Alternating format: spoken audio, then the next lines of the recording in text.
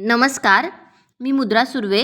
तर आजचा प्रश्न आहे कंबाईन ग्रुप बी 2025 मध्ये विचारलेला, वनस्पती गटाचे योग्य उदाहरण जोडी जुळवा. एका साईडला वनस्पती गट दिलेला होता आणि एका साईडला त्याचं उदाहरण दिलं आहे. आता काय आहे वनस्पती गटामध्ये? शैवाल, ब्रायोफायटा, टेरिडोफायटा, जिम्नोस्पर्म आणि दुसरं मध्ये त्याचं एक्झाम्पल दिलं आहे सायकल, लायकोपोडियम, फ्युनारिया, क्लायमॅडोमोनास. ओके, तर आपल्याला काय करायचं आहे की वनस्पती गट आणि त्याचे उदाहरणाची जोडी जुळवा. हे आहेत ऑप्शन दिलेले आहेत, पर्यायी उत्तरे. तर आता जर आपण पहिलं बघितलं की ज्याच्यामध्ये शैवाल, तर शैवाल हे काय आहे?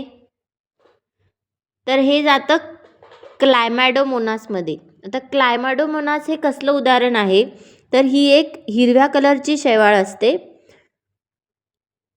एक कोशिकीय हिरवी शैवाल. ओके, म्हणून ती जाणार ए ची जोडी जुळते ऑप्शन नंबर 4 जवळ.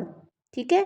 आता ह्याच्यामध्ये जर आपण बघितलं की जे एक्झाम्पल आपल्याला पर्यायी उत्तरं दिले आहेत, तर त्याच्यामध्ये 4 हा ऑप्शन फर्स्ट कशामध्ये आहे? तर 3 नंबरच्या पर्यायामध्ये, आणि दुसरा तर कशात नाही आहे. त्यामुळे बाकीचे तर नंबर आहेत ते ऑटोमॅटिक कॅन्सल होणार आणि आपलं उत्तर असेल 3. ठीक आहे. तर शैवाल काय आहे? क्लायमॅडोमोनास हे एक शैवालचं उदाहरण आहे. आता जर आपण पुढचे बघितले तर ब्रायोफायटा. आता ब्रायोफायटा हे कशामध्ये येतं? तर फ्युनारिया.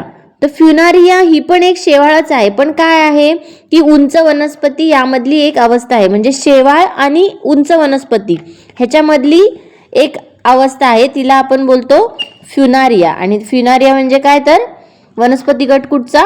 ब्रायोफायटा. कारण ही एकतर शेवाळ सुद्धा नाही आणि उंच वनस्पती नाही, तर अवस्कुलर वनस्पती आहे. त्यामुळे सेकंड बायोफायटाचं ऑप्शन आहे फ्युनारिया, 3 नंबर. त्यानंतर आहे टेरिडोफायटा. आता टेरिडोफायटा आपल्याला माहीत आहे की ही एक बीजहिरेत पण वाहक उत्तक असलेली वनस्पती आहे.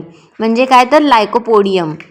बीजरहित असते आणि वाहक उत्तक असलेली वनस्पती, म्हणून टेरिडोफायटाचं जोडी जुळते ऑप्शन नंबर 2 लायकोपोडियमशी. देन चौथा आहे डी, जिम्नोस्पर्म. तर जिम्नोस्पर्म काय आहे की ह्याचं ऑप्शन आहे ऑप्शन 1 सायकस. तर यामध्ये बिया असतात पण फळ नसते. ही कुठल्या प्रकारची वनस्पती आहे? सायकसमध्ये काय असतं की बिया असतात पण फळ नसते, त्यामुळे ह्याची जोडी जुळते जिम्नोस्पर्म. त्यामुळे एचा आन्सर आहे वनस्पती गट आणि उदाहरण. आन्सर काय? 4, 3, 2, 1 option number 3. Thank you for watching my video. Please like, share it and subscribe our channel.